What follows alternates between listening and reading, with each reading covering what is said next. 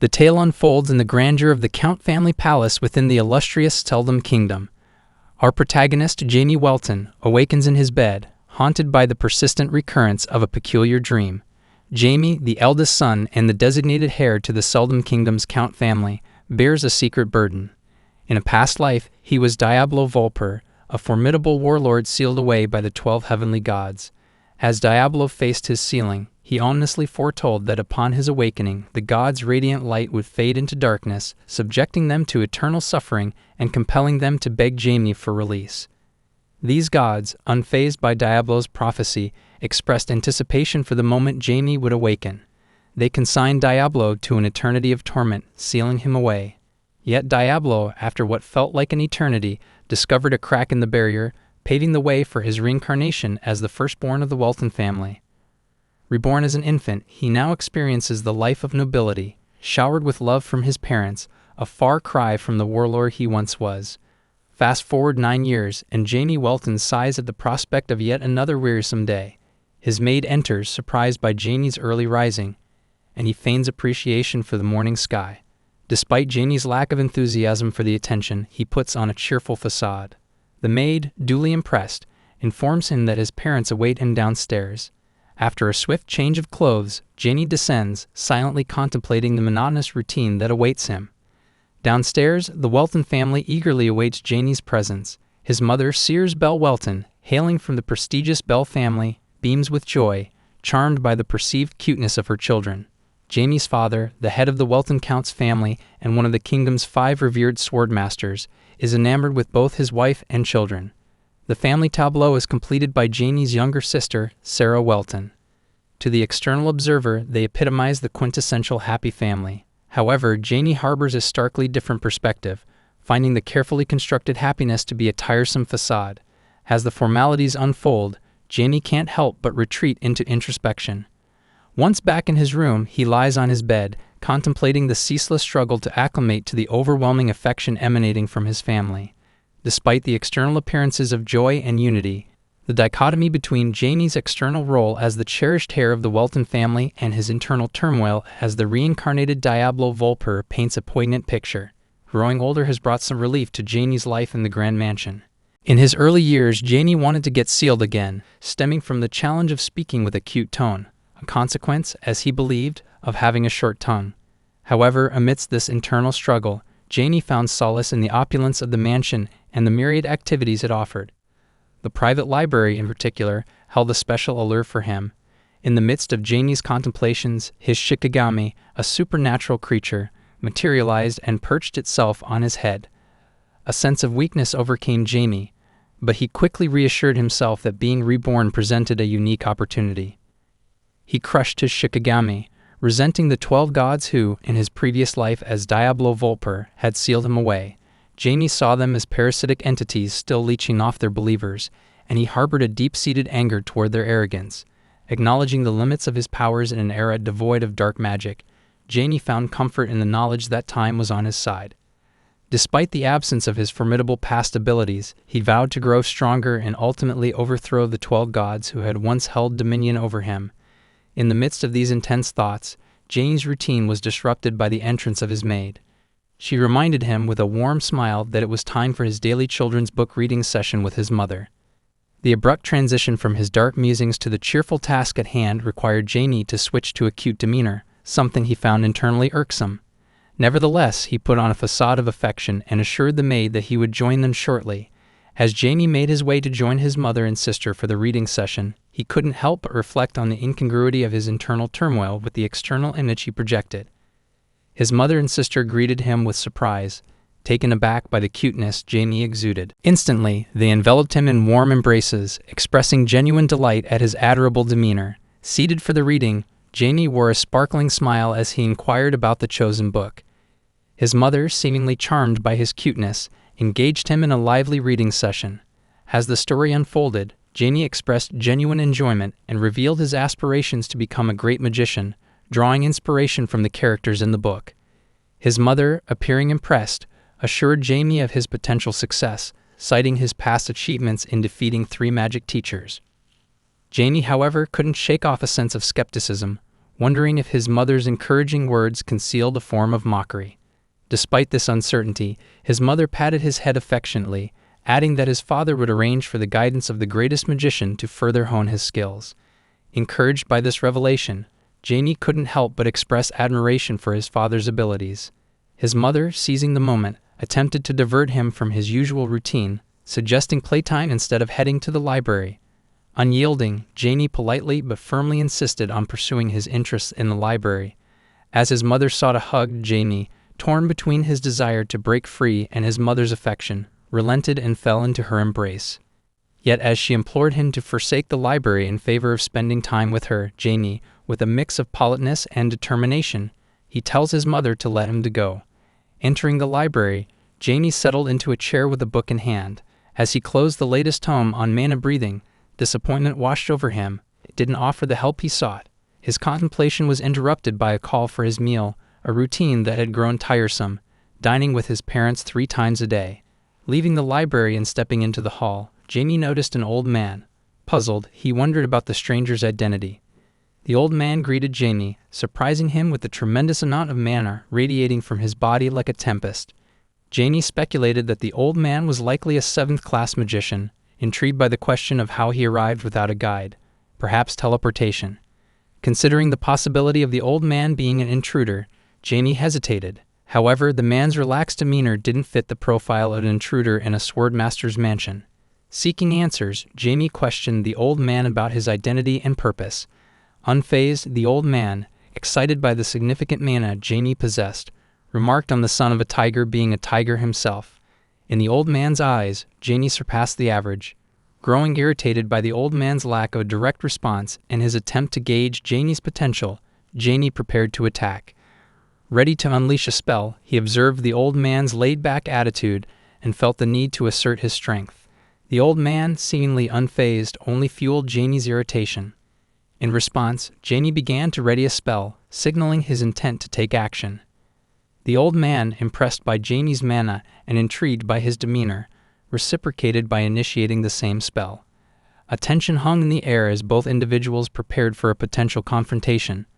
Observing the old man mirroring his actions, Jamie's anger intensified. The audacity of the old man testing him, a figure who had once stood on the brink of defeating even gods in a past life, fueled Jamie's determination. Ready to unleash his spell upon the old man, Jamie's resolve showcased the immense power that lay within him. In the midst of an enchanted confrontation, Jamie directed the force of his magical prowess towards the elderly man, anticipation hanging thick in the air. The elderly gentleman, however, displayed a mastery that belied his age, effortlessly parrying Jamie's magical assault. The young magician, expecting his conjured energies to wreak havoc, was left dumbfounded by the old man's skillful defense. The result was far from what Jamie had envisioned. Despite the unexpected turn of events, the seasoned old man found delight in the spectacle of a 9-year-old like Jamie wielding such potent magic. Responding with a spell of his own, the elderly man directed it away from Jamie, who, recognizing that the magic was not aimed at him, stood motionless. The old man, taken aback by Jamie's lack of reaction, the magical skirmish reached an unexpected climax as Jamie's father, sensing the tension, entered the scene just in time to intercept the old man's mystical assault. Concern etched on his face, Jamie's father immediately inquired about his son's well-being. Jamie, seizing the moment, feigned weakness and burst into tears, adding an emotional layer to the already charged atmosphere. His father, angered by what seemed to be the old man's callous mistreatment of Jamie, scolded him for reducing his son to tears. Yet the elderly gentleman found amusement in Jamie's apparent shyness, seeing it as a unique reaction. As the magical energies dissipated, the room settled into an uneasy calm. They gathered around, finding solace in the ritual of sharing a cup of tea. Jamie's father, recognizing the need to diffuse the tension, revealed Jamie as the heir to the Welton family. He expressed his displeasure at the unexpected magical assault on his son, further fueling the tension between the two parties. The old man asked the Count that how much he knows about his son. The Count replies about what? Marquis Limmel acknowledged Jamie's innate genius. The Count, skeptical and still nursing his anger from the earlier assault, questioned the old man's credibility after such a display. Marquis Limmel, unfazed by the Count's suspicions, dismissed his concerns, suggesting that the Count knew little about his own son.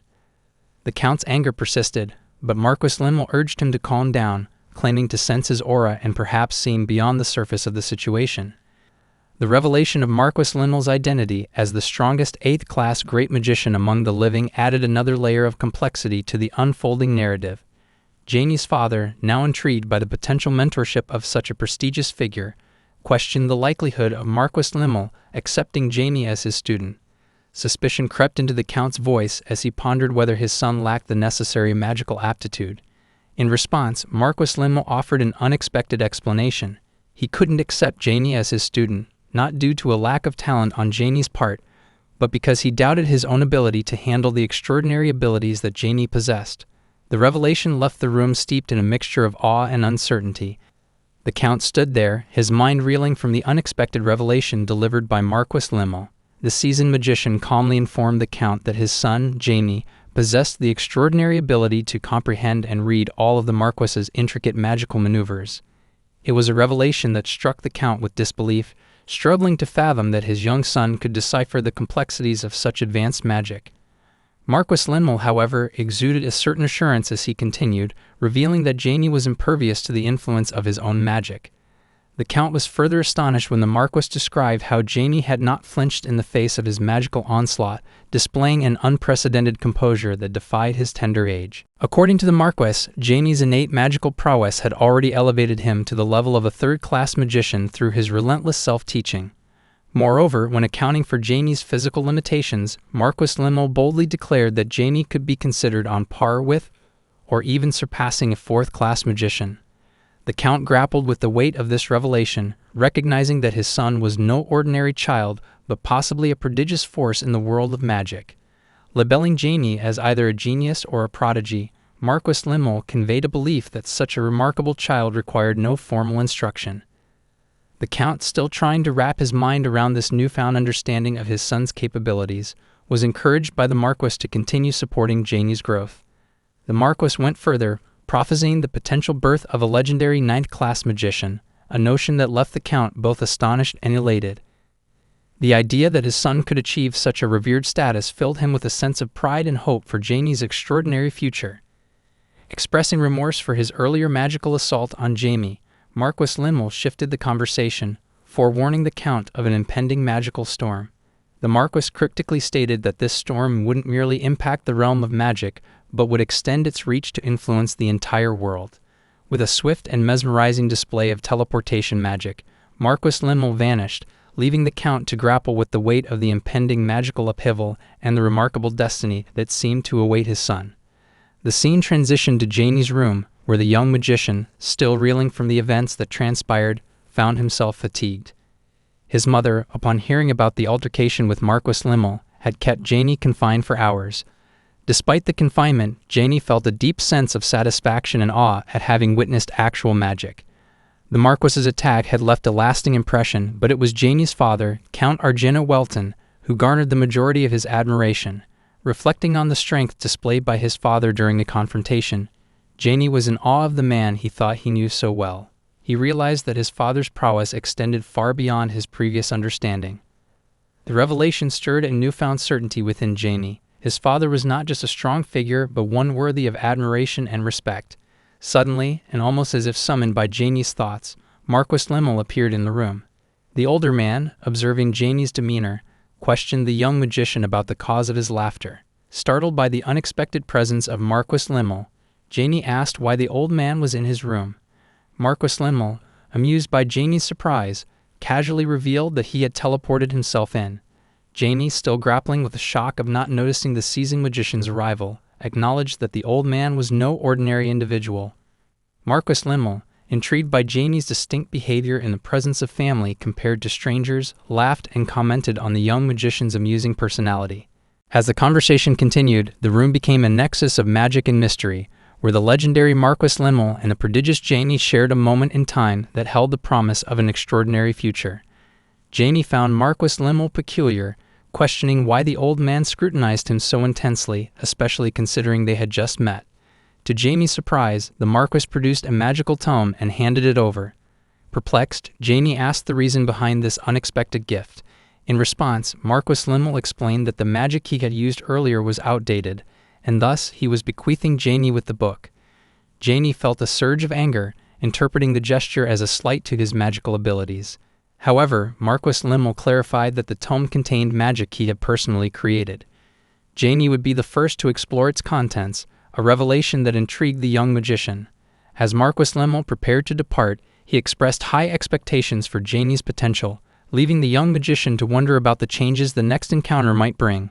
Jamie, embracing the challenge, assured the Marquis that the results would likely exceed his expectations. Excitement fueled Jamie as he delved into the magical tome, discovering mana-breathing techniques and methods of absorbing mana into one's heart. The prospect of new and unconventional magic piqued Jamie's interest. However, the intricacies of the techniques presented a daunting challenge. The need for precision, especially in absorbing mana through the skin, forced Jamie to reconsider his initial enthusiasm. Lying on his bed, Jamie contemplated the difficulty of manipulating mana materials to achieve the required precision. The task seemed insurmountable for most, but not for Diablo Volfir, as Jamie referred to himself. With determination, he envisioned a method to absorb mana through his skin, acknowledging that he would have to feel each mana material to make it work. The uniqueness of Jamie's approach lay in his refusal to accept the conventional limitations of old techniques. While others deemed it impossible, Jamie, as Diablo Volfir, saw it as a challenge to overcome. Excitement surged through him as he envisioned the possibilities unlocked by this new perspective. Sitting up, Jamie resumed reading the magical tome, eager to explore its secrets. He decided to put his newfound insights into practice, summoning his Shikigami, Black, a one-eyed bat. Instructing Black to break down some mana, Jamie witnessed as the Shikigami shattered the mana, producing particles that floated around him. The first hurdle was conquered, breaking the mana into a size suitable for absorption through Jamie's skin. However, this method had limitations, requiring a fixed location and size.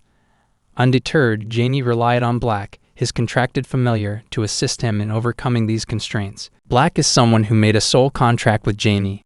With the first challenge resolved, Jamie faced the next, absorbing the mana. Fortunately, this posed no problem for him, as his body lacked the conventional limits. Jamie could store mana in multiple places within his being, a testament to the boundless potential he believed lay within himself. In this pursuit of magical innovation, Jamie, as Diablo Volfir, forged ahead, fueled by an unyielding determination to defy the norms and push the boundaries of magical possibility. The magical tome became not just a source of knowledge, but a catalyst for Jamie's journey into uncharted territories, where the old gave way to the new, and the impossible became a realm waiting to be conquered. Outside Jamie's room, his father and the maid observe him. The Count is surprised to see Jamie's mana swirling around him. He knew Marquis had given Jamie some advice, but he didn't expect Jamie's mana to transform so quickly. The Count thinks that maybe his son has a hidden talent. He instructs the maid to let Jamie be for the day, as they never know when he might come out. The maid assures the Count that she will keep an eye on Jamie. The Count is fascinated to discover that Jamie is a magician rather than a sword user, speculating that it might be influenced by his wife's family. This surpasses the Count's expectations for Jamie. He smiles, thinking Jamie might be the ninth-class magician. The scene shifts to the next day in Jamie's room, where he has successfully performed the mana manipulation described in Marquis's book. Initially challenging, Jamie managed to move and break apart mana after a few attempts. However, Jamie is disappointed as, for now, 4th-class mana is his limit. He considers it frustrating as he was close to reaching the 5th class. Black suggests that Jamie reform his body, but Jamie declines, stating that he knows his current body is young and weak. Black is disappointed, but Jamie assures him that he will try to be patient since the gods won't disappear, and he has already walked this path once. Jamie uses a spell to make Black invisible and informs him that he plans to meet his father. He instructs Black to hide his mana to avoid his father detecting him. Jamie is pleased that even he couldn't sense Black, and is confident that his father won't either. As Jamie goes outside to meet his father, the scene shifts to the Count's room, where he is talking to a man. The man thanks the Count for allowing Jinnis into his territory. The Count explains that he thought it would benefit the locals and decided to permit them. The man asks for clarification, and the Count elaborates on his decision. The Count assures the man that he has always pursued excellence and intends to make Jinnis the foremost religion in his territory. The man interprets this as the Count asserting his superiority and issuing a warning not to mistreat residents as if they were gods. Although the man had heard rumors about the Count and knows not to underestimate him, The Count suggests they end the conversation due to the man's busy schedule. They bid farewell to each other. As the man departs, the Count's expression shifts from a smile to a serious demeanor. Outside, Jamie observes the man leaving and notices the symbol of a crescent moon holding a yellow sphere, emitting impure divine power. Jamie is astonished that Janus is now in their territory. He questions his father's sudden decision to allow religion, especially Janus. Feeling restricted and with limited choices, Jamie decides he must meet with his father and start investigating that night. Jamie enters his father's office, where they both sit down. The Count inquires if Jamie has completed everything. Jamie confirms and expresses his fondness for magic. His father, deep in thought, reveals his concern that he had hoped Jamie would grow up as a normal boy. However, Jamie's extraordinary talent has made a normal life impossible. The Count reflects on the challenges of being recognized for talent and the subsequent scrutiny if growth is stunted. He questions if this is truly best for Jamie. The Count assures Jamie that he is free to quit magic if he wishes, but as long as Jamie continues, his father will support him. Jamie reassures his father, expressing his determination not to give up on magic. The Count is pleased but surprised by the level of mana Jamie possesses for a 9-year-old. He senses mana throughout Jamie's body, which astounds him, as mana is believed to be stored only in the heart. The Count asks if Jamie mastered the magic tome given by Marquis Limmel the previous day. Jamie proudly informs his father that not only did he master the magic tome, but he also addressed the issues he was facing. The Count is shocked, unable to believe the significant improvement his son achieved in just one day.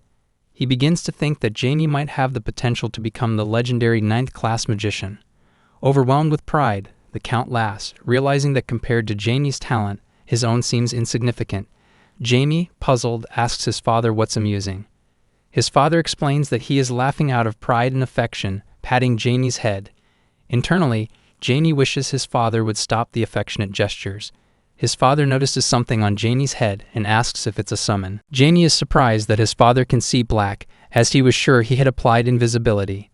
The Count remarks that it looked too round for a bat, prompting Jamie to wonder about his father's exceptional abilities.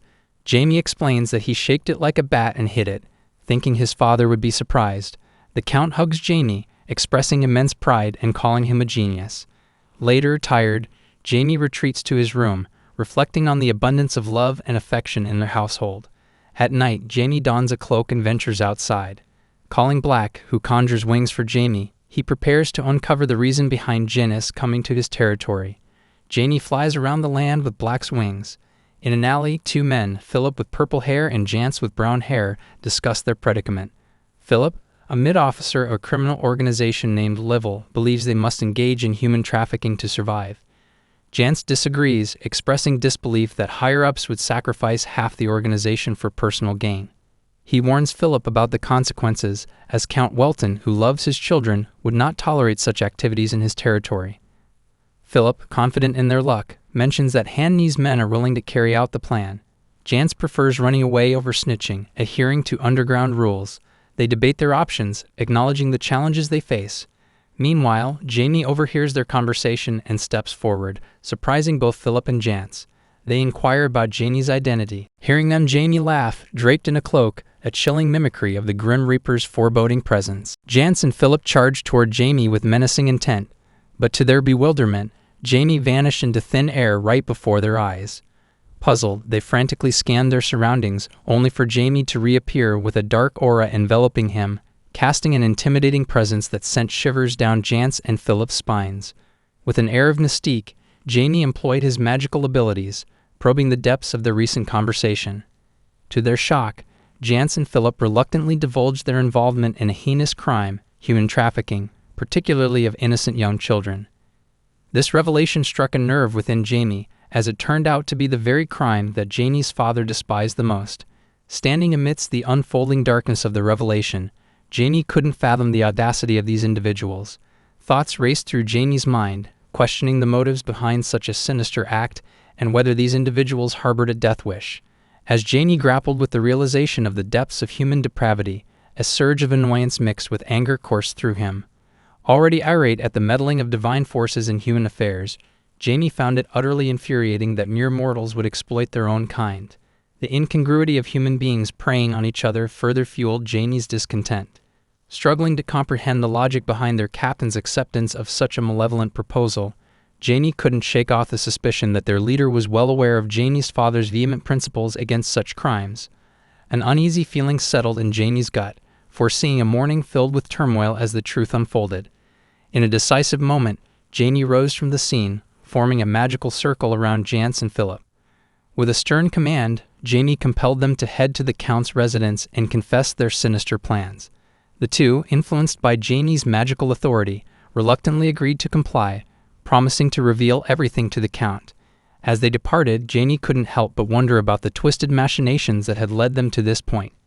Anticipating the impending chaos, Jamie prepared to depart, resolving to deal with the divine meddling that had riled him earlier. However, the tranquil moment was shattered as Philip and Jance were violently propelled into a nearby wall. 4 mysterious assailants materialize, leaving Jamie perplexed about their sudden appearance. Deploying magic once again, Jamie healed the battered duo, emphasizing the gravity of their situation. Their lives were temporarily spared, contingent on the successful completion of the assigned task. The assailant responsible for the abrupt assault revealed himself as Han Lee, a mid-ranking officer in criminal organization known as Level. Han Lee ordered his men to drag the fallen individuals, including the enigmatic figure cloaked in darkness. In the chaotic aftermath of Jance and Philip being dragged towards Han Lee, Jamie's rage surged, poised for retaliation against the unfolding injustice.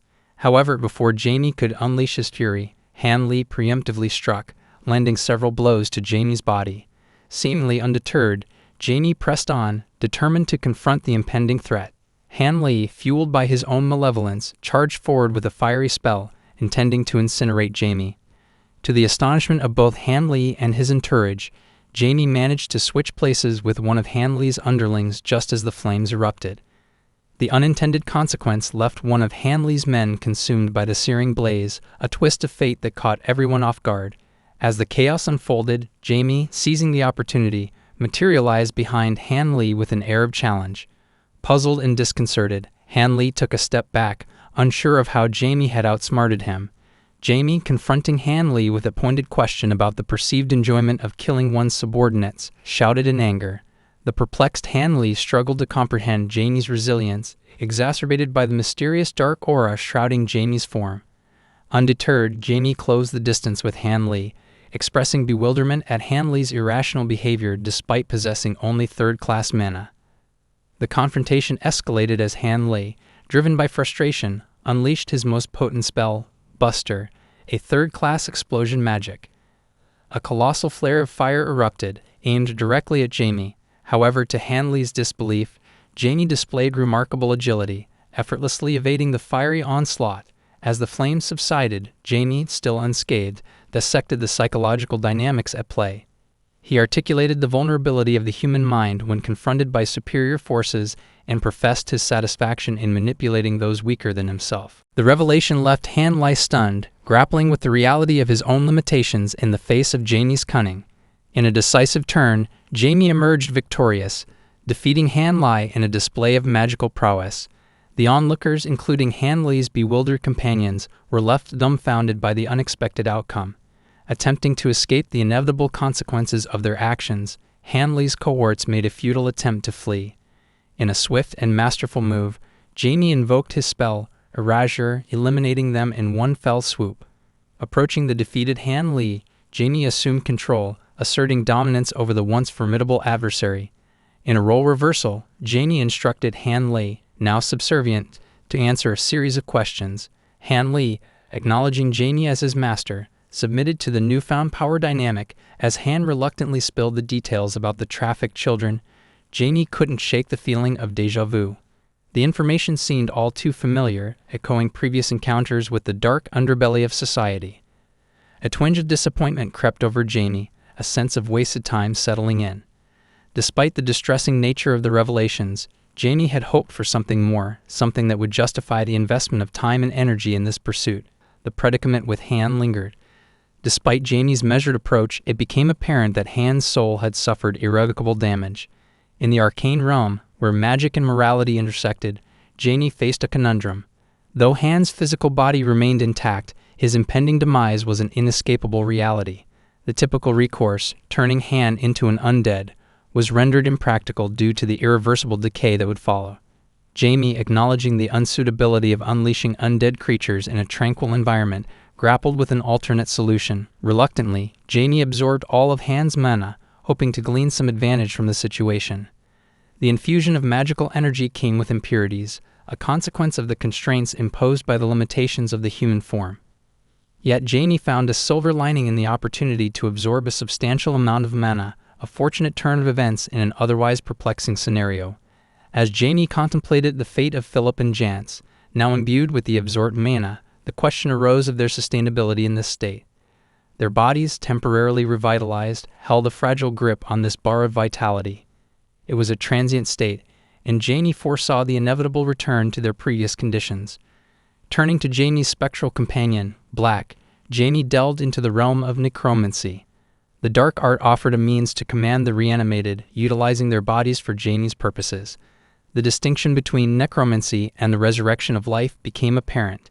The beings summoned were no longer living entities. They were undead, straddling the delicate boundary between life and death. In a ritualistic fashion, Jamie bestowed a semblance of life upon Philip and Jance, transforming them into loyal servants bound to Jamie's will. With Black's assistance, Jamie successfully restored the souls of Jance and Philip back into their bodies. However, an unexpected twist unfolded as black smoke began emanating from the revived individuals. A sense of unease gripped Jamie, a feeling that something had gone awry.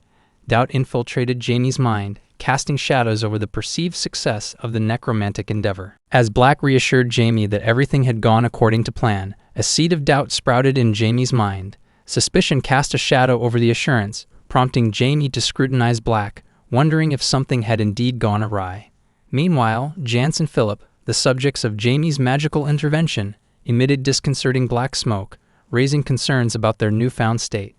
Jamie pondered the practicality of retaining them in this condition, realizing their inability to operate under Genesis orders or navigate public spaces if the enigmatic smoke persisted. Black, attuned to Jamie's apprehension, sought to convey a crucial message.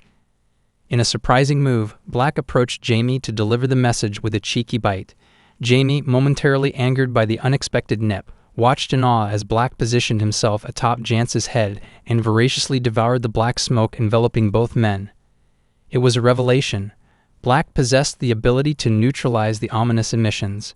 As Black efficiently cleared the air around Jance and Philip, Jamie marveled at the unexpected skill. The once pervasive black smoke dissipated, leaving Jamie content with the outcome. Black, however, lay tired and depleted, having expended considerable energy in cleansing the magical residue. In response, Jamie offered words of appreciation, patting Black with gratitude for a job well done. With the immediate crisis averted, Jamie contemplated the next steps. Considering whether to grant Jance and Philip individual names and consciousness, Jamie recognized the need for their awakening. As Jamie initiated the process, the two men gradually regained consciousness, bewildered by the unexpected turn of events. Jamie, aware of their confusion, decided to afford them some time to acclimate to their newfound existence. Jance, mustering courage, confronted Jamie with the burning question: was Jamie the architect of their transformation? Jamie, without hesitation, confirmed his role, and the revelation sent shockwaves through Jance. Despite Jamie's youthful appearance, an overwhelming and foreboding aura emanated from him, reminiscent of the malevolent entities Jance had only encountered in tales and ancient texts. To Jance, Jamie seemed to embody the forbidden, a creature defying the natural order, akin to a demon lord. Philip, grappling with uncertainty, openly admitted his ignorance regarding Jamie's true nature. Yet Philip couldn't bring himself to see Jamie as merely human, displaying an unusually aggressive demeanor. Observing Philip's intense eyes, Jamie's irritation grew. In response, Jamie harnessed magical power, compelling both Philip and Jance to bow their heads to the ground. Addressing Philip sternly, Jamie offered a one-time forgiveness, cautioning that any recurrence could have dire consequences, with Jamie unable to guarantee Philip's safety. Faced with Jamie's threat, Philip, visibly frightened, quickly assured Jamie that he understood and pledged not to repeat such behavior. Jamie extended the caution to Jance, underscoring the nature of their subordination through the soul-binding contract, emphasizing that their lives belonged to Jamie as an intrinsic aspect of dark magic. Clarifying his identity, Jamie asserted that he wasn't a demon lord, countering Jance's inquiry about Jamie's true nature. When Jance pressed further, asking what kind of being Jamie was, Jamie revealed himself as a dark magician. After instructing Jance and Philip to surveil the Jinnist church and gather crucial information, Jamie emphasized another task, bringing a person who might possess insights into human trafficking. Jamie intended to appoint this individual as the reporter in lieu of Jance and Philip. As the two men looked up, Jamie had already departed, prompting them to exhale a collective sigh of relief. Confused about the inexplicable events surrounding their bodies, Jance suggested they proceed with the assigned tasks, and Philip agreed, recognizing the imperative nature of Jamie's orders. Meanwhile, Jamie, accompanied by Black, expressed concern for the two men. In response, Jamie assured Black that the knot of subordination had been tightly secured, rendering disobedience impossible. Jamie believed this precaution would allow Jamie's father to independently address the human trafficking incident. Instructing Black to return home for the day, Jamie continued to navigate the intricate web of magical contracts and subordination. However, the routine excursion took an unexpected turn when Jamie collided with a passerby. Irritated and shocked, Jamie turned to confront the culprit, only to discover it was a child. The realization dawned on Jamie that despite wielding formidable magical abilities, Jamie was still just a 9-year-old. Informing the child that he would be let off this time, Jamie advised him to be more cautious in the future. The child, however, responded with frustration, unable to reconcile Jamie's childlike appearance with the mature tone of Jamie's speech. Black, sensing the tension, turned back towards the child. Intrigued by the situation, Jamie questioned Black's reaction, wondering if it stemmed from the child making fun of Black's color. Observing the kid with a serious expression, Jamie warned him, asking if he had a death wish. Terrified, the child hastily retreated to the other side, leaving Jamie to query Black about satisfaction. Black, seemingly content, conveyed a sense of fulfillment. With that peculiar incident behind them, Jamie decided to head home. Arriving at his residence, Jamie, feeling a sense of exhaustion, reflected on the day's events. As Jamie settled onto the bed, the exhaustion from expending more magical power than anticipated weighed heavily. Jamie contemplated the shift in the trajectory of Jamie's life, foreseeing an escalation in responsibilities. Up until now, Jamie had enjoyed a carefree existence.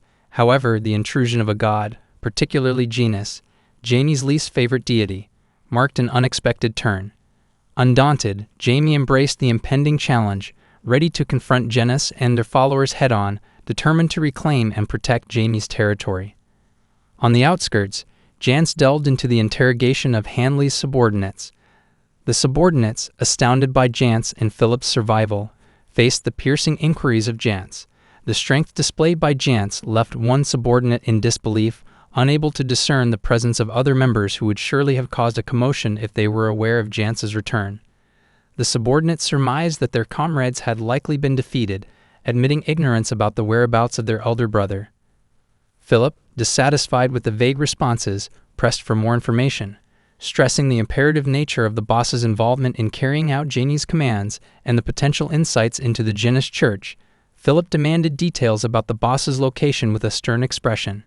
Recognizing the gravity of the situation, the subordinate, fearing for his life, suggested checking bars known for the boss's proclivity for women and liquor. Jance and Philip acknowledged the lead, deciding to head to the bars in pursuit of crucial information. The subordinate, seemingly relieved to escape further harm, let out a breath he hadn't realized he was holding. However, the reprieve was short-lived. Without warning, Jance delivered a forceful punch to the subordinate's face, rendering him unconscious. With the subdued individual in tow, Jance prepared to scour the bars for the elusive boss, exemplifying the uncompromising approach required in navigating the complex web of loyalty, fear, and survival.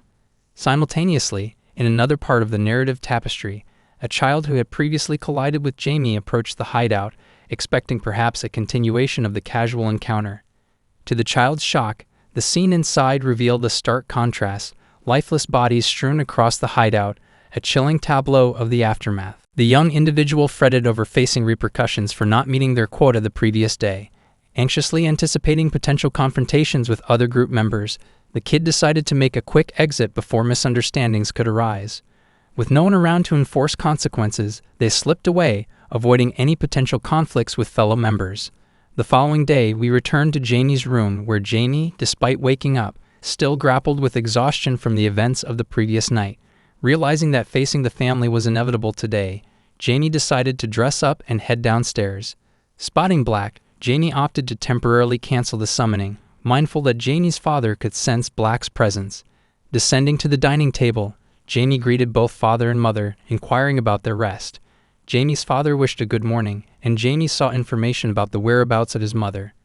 In a sudden, shadowy appearance, Jamie's mother emerged from behind, enveloping Jamie in a warm hug. Playfully, Jamie, wearing a cute expression, questioned where his mother had been hiding. Despite Jamie's awareness of her hiding spot, his mother indulged the inquiry, patting Jamie's head and asking if Jamie had been scared. Jamie admitted to a slight fear, but added that it was enjoyable because it afforded an opportunity to see his mother. Delighted by Jamie's response, his mother radiated happiness. Ready to proceed with breakfast, Jamie suggested they start, but his mother, brimming with excitement, insisted on one more hug. The warm embrace extended as both Jamie's mother and sister joined in, creating a heartwarming and affectionate moment within the family's morning routine. At the dining table, Jamie's father's sudden recollection disrupted the serene atmosphere. "Come to think about it, that's happening tomorrow," he mentioned casually. The statement hung in the air, puzzling Jamie. Sensing his confusion, Jamie asked his father about the impending event, seeking clarity on the matter. His father, in response, turned to Jamie's mother and inquired whether she had informed Jamie about tomorrow's plans. Sears, Jamie's mother, grumbled as she confessed to forgetting. The weight of her words hinted at underlying concerns, and Jamie's mind immediately flashed back to a recent incident involving a peculiar full-body breathing technique. Reflecting on his mother's personality, Jamie deduced that she must have endured considerable stress due to his actions. A surge of remorse swept over him, prompting an apology to his mother.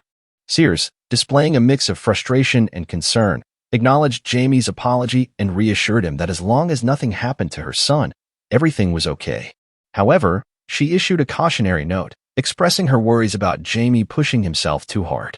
Recalling the incident, she painted a vivid picture of a potential breakdown in the middle of hallways, driven by the emotional toll such actions could inflict.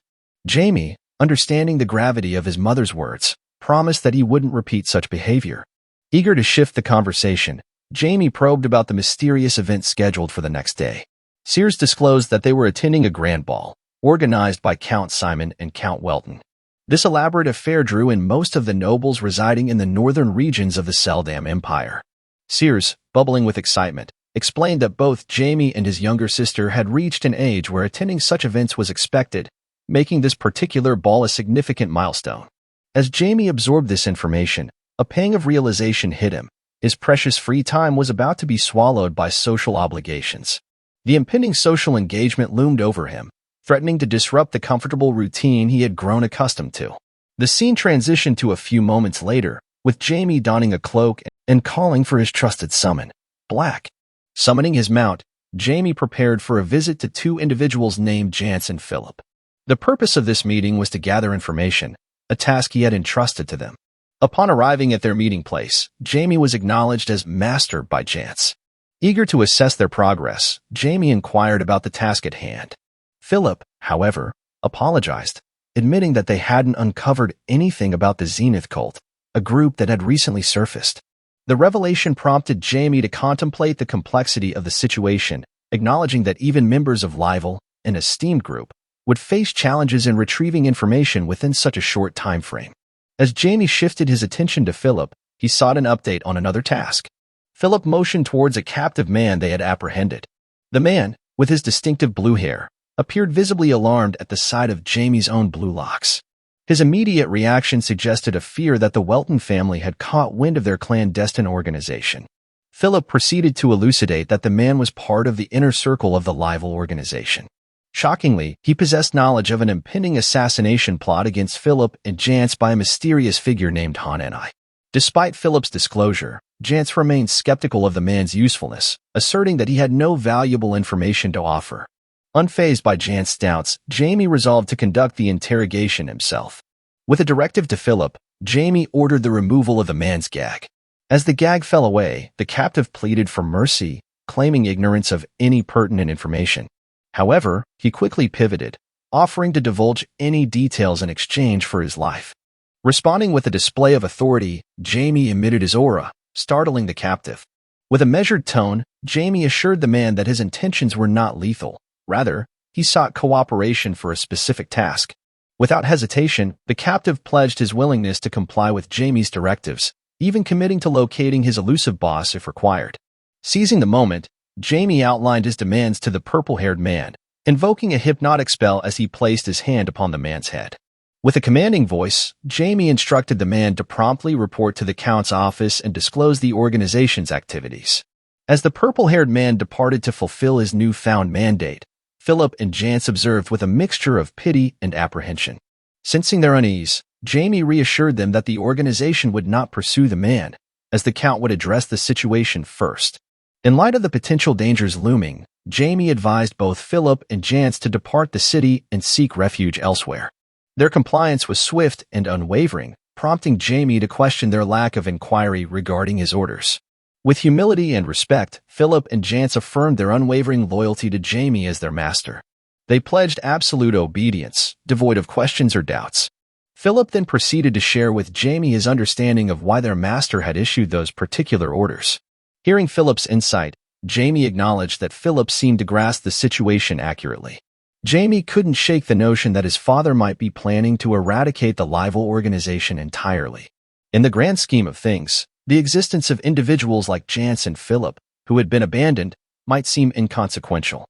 Feeling the weight of impending events, Jamie informed both Philip and Jance that he would be absent for a few days. He urged them to maintain a low profile until his return. Without hesitation, they agreed to abide by Jamie's directive. However, as Jamie turned to leave, Philip called out to him. Intrigued, Jamie paused to hear what Philip had to say.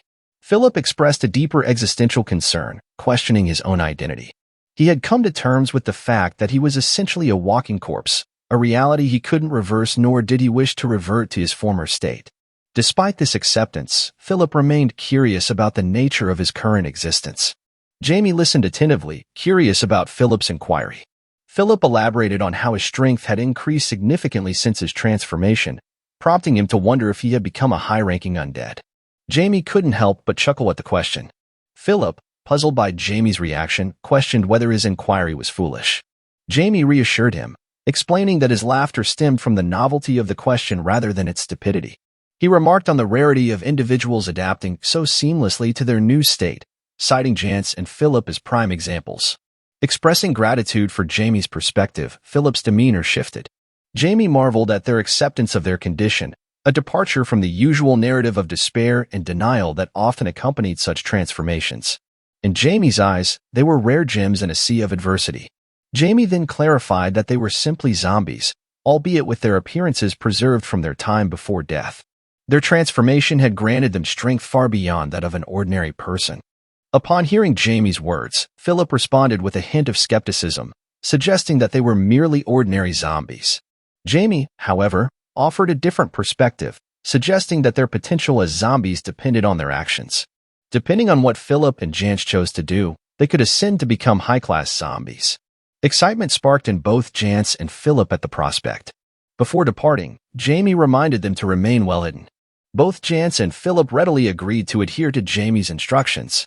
However, their conversation was interrupted by Black, who disparaged Philip and Jance as pathetic. Jamie quickly intervened, defending his companions and finding their quirks intriguing. As they prepared to part ways, Jamie noted that he had lingered too long and needed to return home promptly. Later that night, a commotion erupted in the Welton household. A member of Rival, a notorious crime organization rooted in Haste, had turned against his own group. The Count postponed his departure to address the unfolding situation. Consequently, only Jamie, accompanied by his mother and sister, set off for Regan, the largest commercial city in the East. Jamie contemplated the advancements made by society since his time as Diablo. While he could easily teleport to Regan, he acknowledged the progress made by humanity over the centuries, surpassing even the mythical ages. However, he remained uncertain about the passage of time since his death as Diablo. The events following his demise had been chronicled in history books, including the invasion by demonkind and the descent of the Demon Lord. Reflecting on the centuries of peace that followed, Jamie couldn't help but wonder if he had been the catalyst for disrupting that tranquility. He scorned the incompetence of the 12 gods, who had failed to unite over the centuries. Jamie contemplated his potential to confront the gods once more, confident in his ability to defeat them more easily than before. Lost in his thoughts, Jamie found himself consumed by a dark aura, a manifestation of his inner turmoil. His younger sister, Sarah, who was peacefully asleep nearby, began to stir uneasily, sensing the tension in the air. Quickly realizing the effect his mood was having on her, Jamie made an effort to calm himself, allowing the room to return to a peaceful state. With Sarah once again sleeping soundly, then Jamie looks out the carriage and thinks about going through the ball safely. As the carriage rolled into the territory of Regan, Jamie peered out the window, marveling at the sights around him. "Regan truly is an incredible place," he remarked.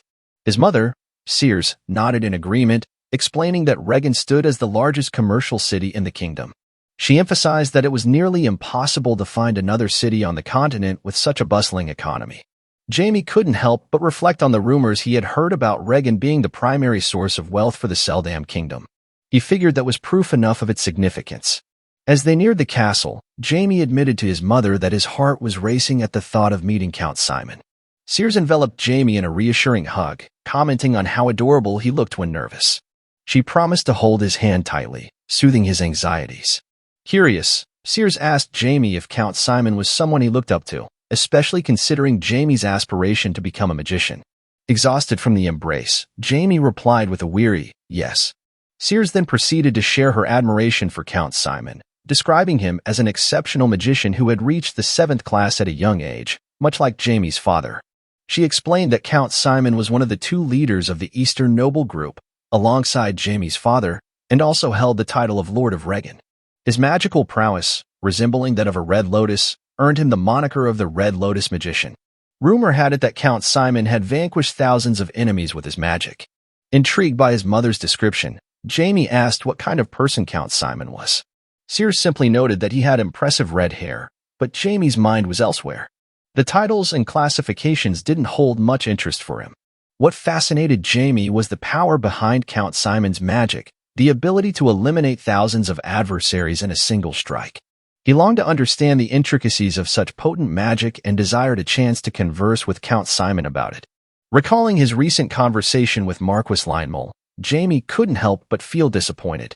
It had been brief and lacked substance, leaving him yearning for more.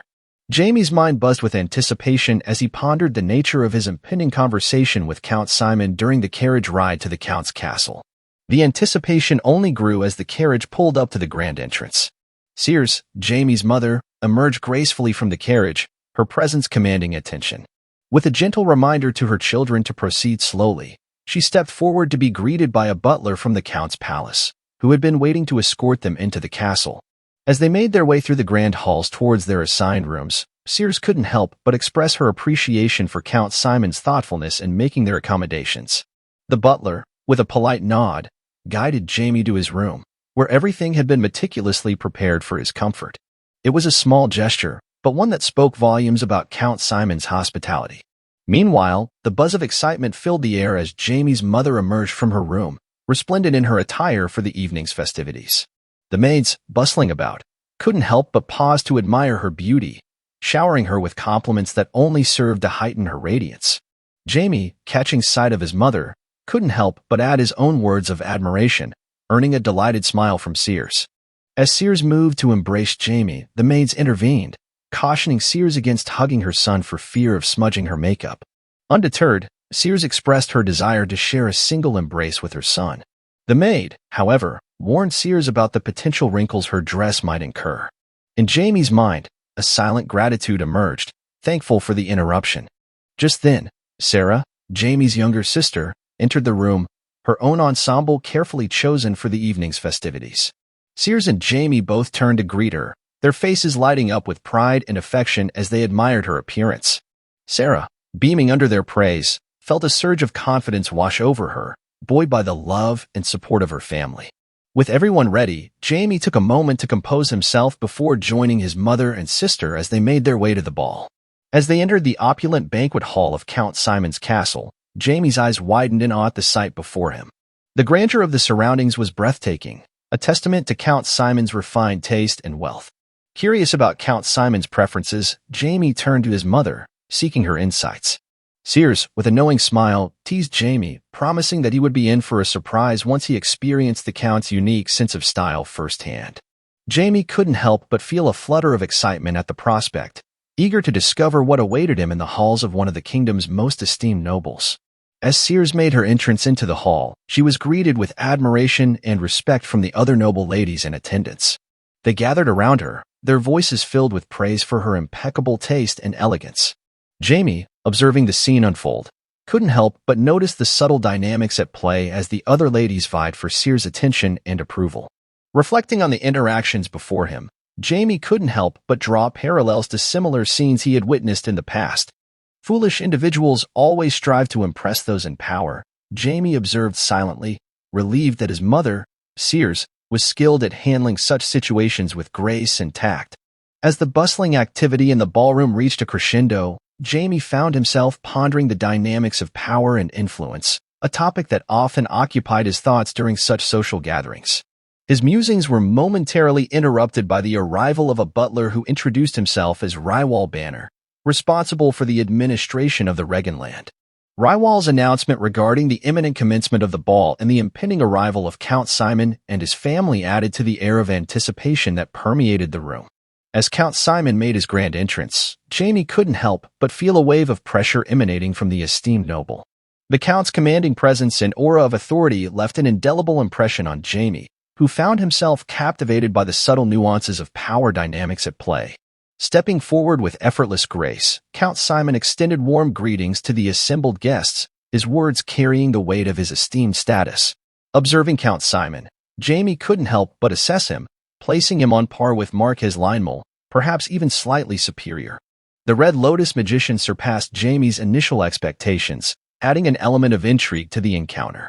Jamie found Count Simon's demeanor and abilities genuinely captivating.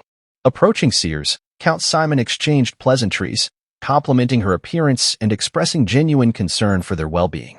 Sears, in turn, reciprocated the Count's kindness, assuring him of their good health and eagerly anticipating Count Welton's arrival later in the evening, despite the complications in their lands. Turning his attention to Jamie, Count Simon's penetrating gaze seemed to scrutinize every aspect of Jamie's being. Introductions were made, and Jamie and his sister, Sarah, greeted the Count with utmost respect, their demeanor reflecting the values instilled in them by their upbringing.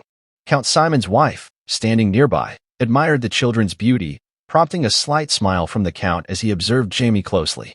Sensing the weight of the moment, Jamie subtly released his own aura, a silent invitation for Count Simon to assess him thoroughly. The Count's response was a knowing smirk, suggesting he had noticed Jamie's subtle display of confidence. With a casual remark, Count Simon hinted at a future encounter before gracefully taking his leave, leaving Jamie with a sense of anticipation for what lay ahead. As the evening unfolded, Jamie couldn't shake the feeling of excitement that coursed through him. Count Simon had exceeded his expectations in every way, and Jamie found himself eagerly anticipating the opportunity for further interaction and conversation with the esteemed noble. Recognizing the potential for enlightenment and growth in their exchange, we catch a glimpse of Count Simon's youngest son, Alf, as the Simon family settles at their table.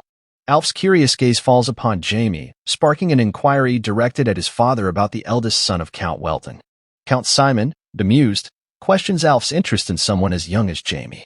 In response, Alf asserts that despite Jamie's tender age, he possesses the potential to lead the Welton family in the future. He suggests that it would be advantageous to forge a connection since they are of the same generation. Observing his son's behavior, Count Simon discerns Alf's attempts to assert himself as a leader among the noble children, subtly vying for his father's acknowledgement. Though Count Simon views Alf's actions as futile, he acknowledges Alf's intelligence and matches his rhythm to some extent.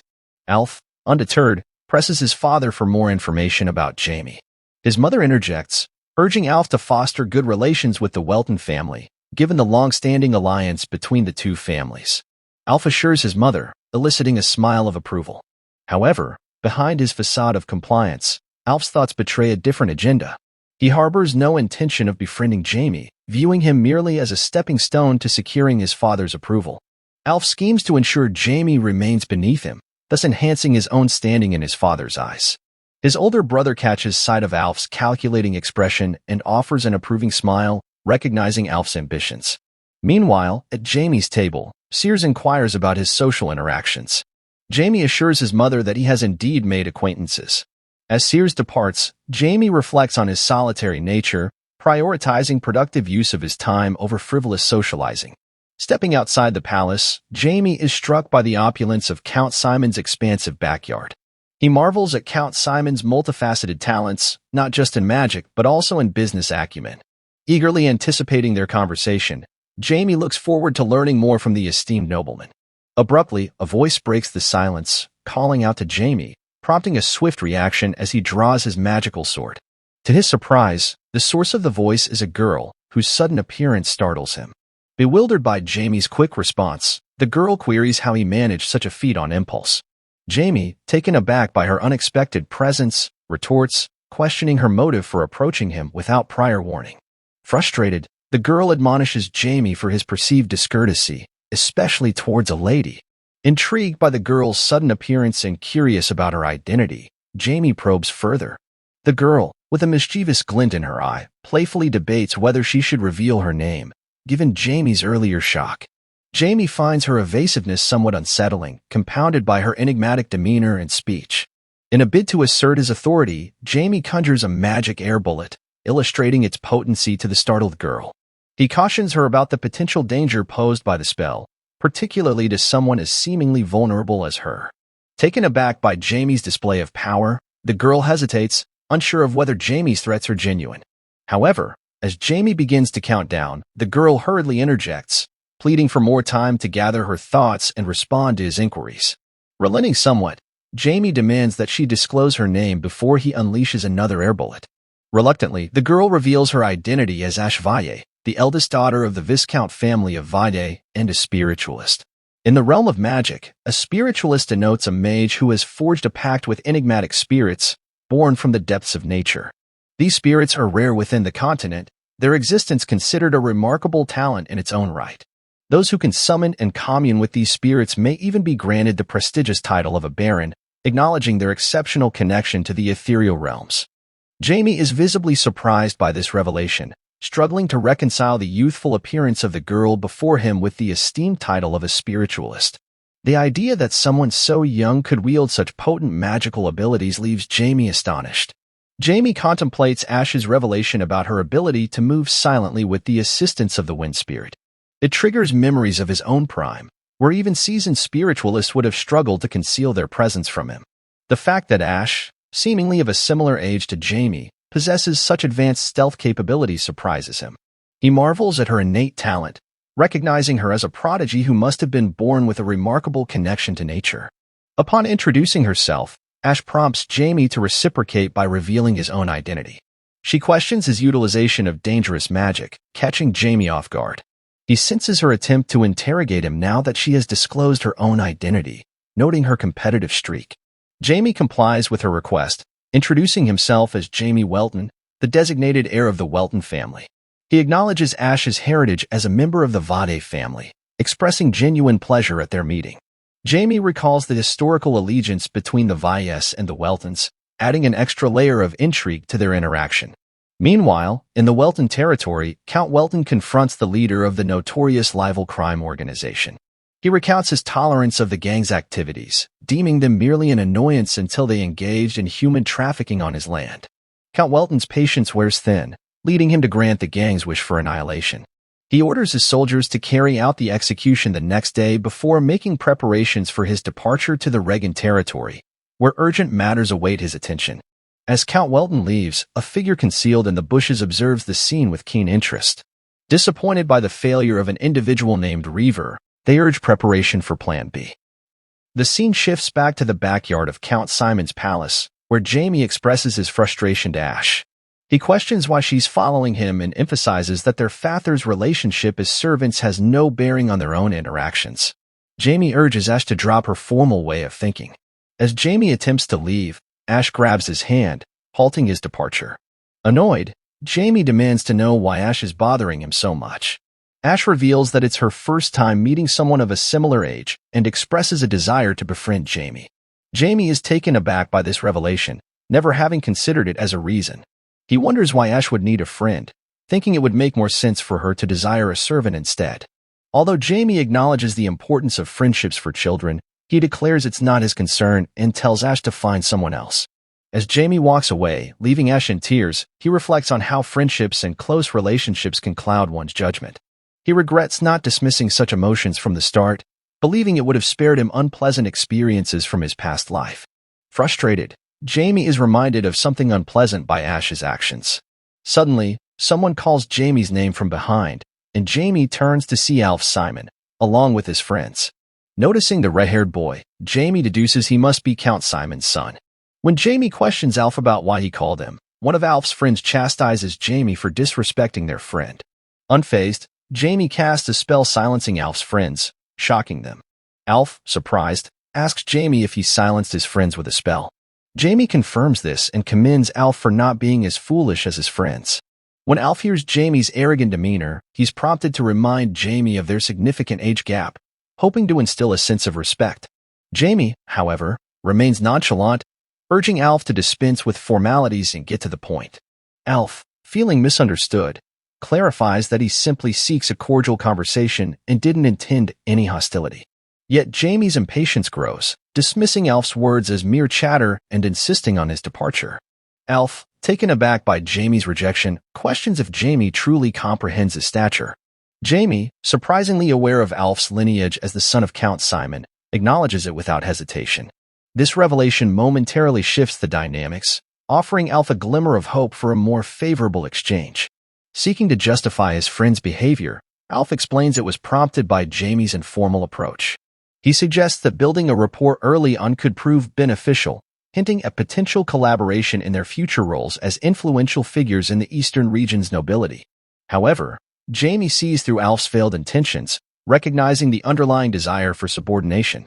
Frustrated by Jamie's refusal to entertain the notion, Alf's patience wears thin, prompting him to assert his dominance with the summoning of his artifact. In doing so, Alf attempts to emphasize that Jamie has little choice but to acknowledge him as a superior figure. Upon hearing Alf's admission, Jamie smirks, accusing Alf of harboring intentions of using brute force all along. Alf, unapologetic, admits to altering his plans slightly due to Jamie's use of magic, but asserts his commitment to his usual methods. Jamie, disgusted by Alf's apparent duplicity at such a young age, questions whether the adults will allow Alf to act with impunity, foreseeing trouble ahead for Alf if anything goes wrong. Dismissing Jamie's concerns, Alf reassures him, citing the protective capabilities of his artifact, which cloaks their actions from prying eyes. Activating the artifact, Alf creates a barrier around them. Observing the phenomenon, Jamie remarks that it appears to be an illusionary artifact. In response, Alf questions whether Jamie possesses magical abilities, given Jamie's familiarity with the artifact. Alf then proceeds to dispel the enchantment that rendered his companions mute. Witnessing this, Jamie expresses fascination and promptly casts a spell of his own, inflicting pain. Jamie warns Alf not to deactivate the artifact, cautioning that doing so will subject everyone to excruciating suffering. Subsequently, Alf and his companions collapse to the ground, writhing in agony as their heads feel on the verge of exploding. However, just as the agony reaches its peak, the barrier unexpectedly deactivates. Alf couldn't fathom how such an occurrence could transpire. Jamie, born into a lineage of esteemed knights, had inexplicably mastered the art of magic. Alf pondered the origins of Jamie's remarkable skills, considering Jamie hailed from the renowned Welton family, renowned for their expertise in swordsmanship. As Alf mulled over Jamie's apparent talent, a sense of inadequacy gnawed at him. Departing with a resolute air, Alf vowed not to forgive Jamie. His expression stern, Alf harbored an intense determination. He refused to tolerate Jamie's talent, resolving to eradicate it entirely. With a grim determination, Alf vowed to crush Jamie's magical abilities, so that Jamie won't be able to use magic ever again.